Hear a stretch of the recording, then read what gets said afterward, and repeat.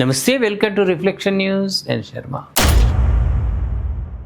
మోహన్ భాగవత్ గారు ఒక మాట మాట్లాడాడు రిజర్వేషన్ల గురించి. ఏమన్నాడంటే, అసమానతలు ఉన్నంతకాలం రిజర్వేషన్లు కొనసాగాలన్న భాగవత్. రిజర్వేషన్లు అంబేద్కర్ దృక్పథంలో చూడాలని సూచన. అసమానతలు ఎక్కడున్నాయి? ప్రేక్షకులరా, ఎవరినైనా అంటరానితనం అంటున్నామా మనం? అసలు అంటరానితనము భారతీయ సంస్కృతి సాంప్రదాయాలకు విరుద్ధము. ఇది బ్రిటిష్ వాడు పెట్టినటువంటి దుర్మార్గమైన చర్య. కులాలుగా విడదీసి ఎవరు ఏది చేయాలో వాడు చెప్పి వాళ్ళతో చేయించి కొంచెం తక్కువగా ఉంది అన్నప్పుడు వాళ్ళని కొంచెం దూరంగా ఉంచి అంటరానితనమని పెట్టిండు బ్రిటిష్ వాడు పెట్టిండే. కానీ ఇది భారతీయ సంస్కృతి కాదు. అవి పోయినాయి కదా. ఇప్పుడు అందరం కలిసే ఉంటాము. హిందూ మతం, హిందూ బౌద్ధ సిక్కు మతాలలో అందరూ సమానత్వమే. అసమానతలు అనేది లేనేలేవు, పోయినాయి. అసమానతలు పోయినప్పుడు మరి రిజర్వేషన్లు పోవాలి కదా. రిజర్వేషన్లు ఎందుకు? అయితే అంబేద్కర్ దృష్టితోటి చూడాలి. అంబేద్కర్ గారు ఏం చేసిండు?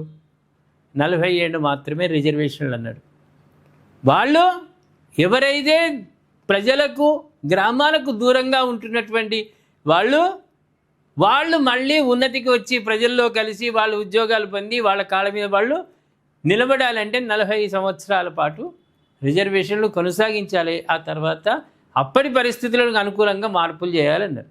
ఇక తర్వాత ఏమైంది? ఇందిరాగాంధీ మళ్ళీ దాన్ని కంటిన్యూ చేసింది రాజకీయ లబ్ధి కోసం. ఆ తర్వాత వచ్చే ప్రధానులు అట్లే కంటిన్యూ చేస్తున్నారు. రాష్ట్రాలలో అదేవిధంగా నడుస్తున్నారు. ఇక లబ్ధి పొందిన వారు కోటా వదులుకోవాలని పిలుపు.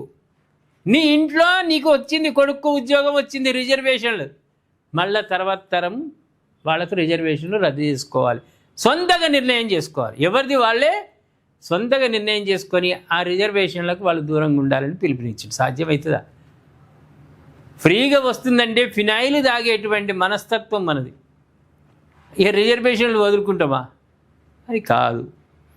అట్లే రిజర్వేషన్ల అమలు రాజకీయాలకు అతీతంగా ఉండాలని హితవు. మేము మైనార్టీలకు 5%, 10%, 15%, మరి రాజకీయం కాదా ఇది? ఓట్ల లబ్ధి కోసం కాదా? బీసీలకు 60% ఎక్కడ చేస్తున్నారు? బీసీలకు 60% చేస్తాం, 70% చేస్తామని ఎన్నికలలో ప్రకటిస్తారు. అది రాజకీయాలకు సంబంధం లేదా? రిజర్వేషన్ల అమలు ఓట్ల కోసము రాజకీయాలకు ముడిపెట్టిరు రిజర్వేషన్లు. మన దేశంలో ఉన్న మహామేధావులు రాజకీయ నాయకులు వాళ్ళు కలిపేసారు. సామాజిక అసమానతలు తగ్గితే కోట అవసరం తగ్గుతుందని వివరణ. అసమానతలు అయితే లేవు. మోహన్ భాగవత్ గారు ఎక్కడ ఎవరిని తక్కువ చేస్తలేవు, అందరూ సమానంగానే ఉంటున్నారు. రిజర్వేషన్లపై ఆర్ఎస్ఎస్ చీఫ్ మోహన్ భాగవత్ కీలక వ్యాఖ్యలు చేసే సమాజంలో అసమానతలు ఉన్నంతకాలం రిజర్వేషన్లు కొనసాగించాల్సిందని స్పష్టం చేశారు. అయితే వాటి వల్ల ఇప్పటికే సామాజికంగా ఆర్థికంగా ఎదిగిన వారు స్వచ్ఛందంగా ఆ ప్రయోజనాలను వదులుకోవాలని సూచించారు. ముంబైలోని నీతా ముఖేష్ అంబానీ కల్చరల్ సెంటర్లో నిర్వహించిన కార్యక్రమంలో యువత అడిగిన ప్రశ్నలకు భగవత్ సమాధానాలు ఇచ్చారు. విద్యా ఉద్యోగాల్లో రిజర్వేషన్లు ఎంతకాలం కొనసాగాలనే ప్రశ్నకు ఆయన స్పందిస్తూ ఈ అంశాన్ని డాక్టర్ బిఆర్ అంబేద్కర్ దృక్పథంలో చూడాలని ఆయన అన్నాడు. బిఆర్ అంబేద్కర్ దృక్పథం వేరు. ఆయన కొంత గడువు ఇచ్చిండు, వాళ్ళు ఉన్నత స్థితికి రావాలి, అప్పుడు దీన్ని తొలగించుకోవచ్చు అని చెప్పిండు. దాన్ని రాజకీయ లబ్ధి కోసమే మనం మార్చుకుంటున్నాం. ఒక చిన్న ఎగ్జాంపుల్ ప్రేక్షకులారా, స్వచ్ఛందంగా రిజర్వేషన్లు వదులుకోవాలంటే ఆధార్ కార్డు చూపించి బస్సులలో ఫ్రీగా పోతున్నారు మహిళా తల్లులు, అంతే కదా. నెలకు 2 లక్షలు 3 లక్షలు కలెక్టర్ ఆఫీసులో, ఆర్డీఓ ఆఫీసులో, ఎంఆర్ఓ ఆఫీసులో పనిచేసే మహిళలు వాళ్ళు వదులుకుంటున్నారా? వదులుకుంటలేరు కదా.